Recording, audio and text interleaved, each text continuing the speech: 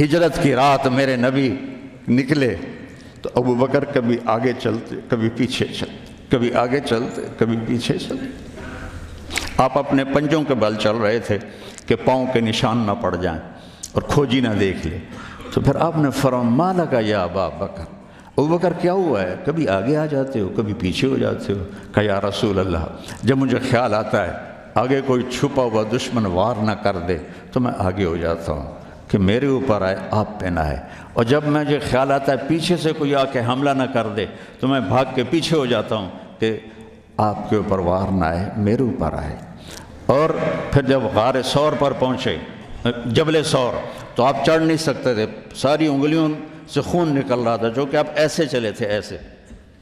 ابوبکر نے کندھے پہ بٹھایا اور پورا پہاڑ طے کیا، اوپر لے گئے، آپ کو باہر بٹھایا، سارے سوراخ بند کیے، اور اس کے بعد سوراخ زیادہ تھے تو پگڑی کو اتارا، اس کو پھاڑ کے سوراخ بند کیے، پھر اس کے بعد سوراخ زیادہ تھے، کرتے کو اتارا اور پھاڑ پھاڑ کے سوراخ بند کیے، ایک جس میں سانپ تھا وہاں اپنی ایڑی کو رکھ دیا، کہا مرحباً یا رسول اللہ۔ آپ اندر آئے تو اندھیرا تھا، آپ کو پتہ نہیں چلا، جب تھوڑی سی روشنی ہوئی تو آپ نے دیکھا نہ کرتا نہ پگڑی۔ ابو بکر مالک، یہ کیا ہوا ہے؟ ذرا عمامہ کدھر ہے، ذرا کرتا کدھر ہے؟ تو کہا یا رسول اللہ یہ سوراخ تھے، مجھے ڈر ہوا کہ ان میں کوئی چیز آپ کو تکلیف نہ پہنچائے تو میں نے اپنے کپڑے پھاڑ کے سوراخ بند کیے ہیں۔ تو ایک دم میرے نبی رونے لگے اور ہاتھ اٹھا کر کہا یا اللہ میں ابو بکر سے راضی ہوں، تو بھی اس سے راضی ہو جا اور اسے جنت میں میرا ساتھی بنا دے۔ تو ایک دم جبریل آئے، یا رسول اللہ، اللہ تعالیٰ فرما رہے ہیں ہم ابو بکر سے راضی ہو اور جنت میں آپ کا ساتھی بنا دیا۔ انہوں نے میرے نبی کی زندگی کو یوں سچ کر دکھایا۔ موسیٰ علیہ السلام کی قوم کو اللہ نے کہا جاؤ ملک شام جا کے عمالقہ سے لڑو،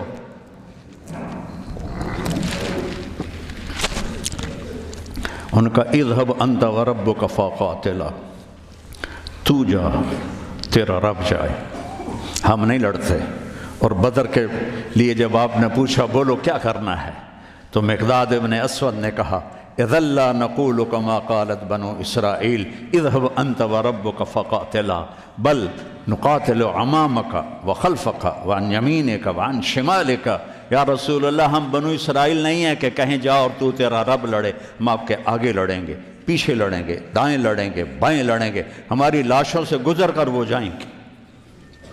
بنو اسرائیل نے سمندر پار کیا، آگے پتھر کے بت کی پوجا ہو رہی ہے، یا موسیٰ اجعل لنا الہا کما لہم آلہہ، یا اللہ موسیٰ ایک خدا ہمیں بھی لے کر دو اس جیسا۔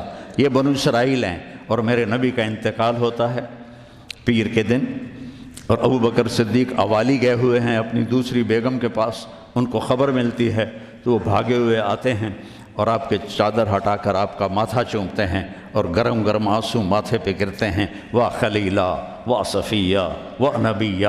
اور اس کے بعد آپ مسجد میں جاتے ہیں تو شور و فغاں ہے، اور عمر تلوار لے کے کھڑے ہیں، جو کہے گا اللہ کا رسول فوت ہو گیا میں اس کو قتل کر دوں گا، وہ اللہ کے پاس گئے ہیں، وہ واپس آئیں گے۔ تو ابو بکر ممبر پر آئے، کہا عمر اقعد اقعد، کھڑے ہوئے آدمی کو کہنا ہو بیٹھ جاؤ تو اقعد، اور لیٹے ہوئے آدمی کو کہنا ہو بیٹھ جاؤ تو اجلس۔ یہ حسن عربی ہے کہ ہر حیت کے لیے الگ لفظ ہے، کھڑے کے لیے اقعد، لیٹے ہوئے کے لیے اجلس۔ عمر اقعد، کہا نہیں بیٹھوں گا۔ تو پتہ چل گیا کہ جوش میں ہے، ممبر پر آئے، ایھا الناس من کان یعبد محمدا فإن محمدا قد مات، جو محمد کی پوجا کرتے تھے وہ سن لو کہ انہیں اللہ نے بلا لیا، ان کا انتقال ہو گیا۔ ومن کان یعبد اللہ فإن اللہ حی لا یموت، اور جو ایک اللہ کی پوجا کرنے والے ہیں ان کا رب زندہ ہے، موت سے پاک ہے۔ میرے نبی نے ایسے لوگ تیار کیے جنہوں نے میرے نبی کی زندگی کو سچ کر دکھایا اور جانوں کے نذرانے پیش کر کے آپ کی زندگی کو دنیا میں زندہ کیا۔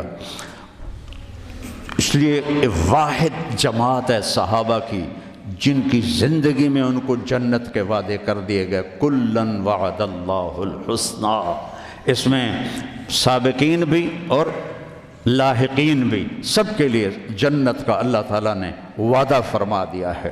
ایک امت تیار کی، ایک امت تیار کی۔ سارے قرآن نہیں پڑھے ہوئے تھے، حضرت خالد بن ولید نے فجر کی نماز پڑھائی، تھوڑی سی آیات ایک جگہ سے پڑھی، تھوڑی سی ایک جگہ سے، تھوڑی سی ایک جگہ سے، اس طرح کر کے انہوں نے نماز مکمل کی، اور نماز کے بعد کہنے لگے لقد شغلنی الجہاد عن القرآن، بھائی معاف کرنا، جہاد کی وجہ سے میں تو قرآن بھی نہیں پڑھ سکا۔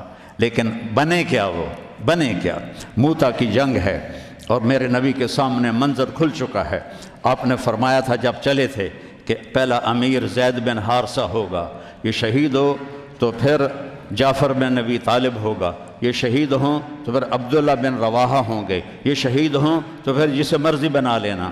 ایک یہودی سن رہا تھا، کہنے لگا اے ترایت گئے، یہ گئے، یہ نہیں زندہ آتے۔ تو اور وہاں 1,00,000 رومی اور 3,000 صحابہ۔ تو حضرت زید بن ثابت شہید ہوئے، اللہ کے نبی نے کہا تقدم زید فقاتل وقتل ودخل الجنہ ثم اخذ الرایۃ جعفر فقاتل وقتل ودخل الجنہ۔ پھر عبداللہ بن رواحہ ایک کونے میں 3 دن سے کچھ نہیں کھایا تھا، گوشت کی بوٹی نوچ رہے تھے کہ آواز پڑی جھنڈا گر گیا ہے عبداللہ، تو انہوں نے وہیں پھینکا۔ پہلے 2 درویش تھے، فقیر تھے، یہ بڑے مالدار تھے۔ پہلے 2 مہاجر تھے، یہ انصاری تھے۔ 4 بیویاں تھیں، باغات تھے، غلام تھے۔ فتردد بعد التردد، تو تھوڑی دیر کے لیے بیوی بچے غلام باغات کا خیال آیا، تو کہنے لگے عبداللہ بیویوں کا خیال ہے سب کو 3 طلاق، باغات کا خیال ہے سارے صدقہ، غلاموں کا خیال ہے سارے آزاد۔ اقسمت یا نفس لتنزلن کارہۃ او لتطاوعن ان اجلب الناس وشد الرن ما لی اراک تکرہین الجنہ قد طالما قد کنت مطمئنہ هل انت الا نطفۃ فی شنہ۔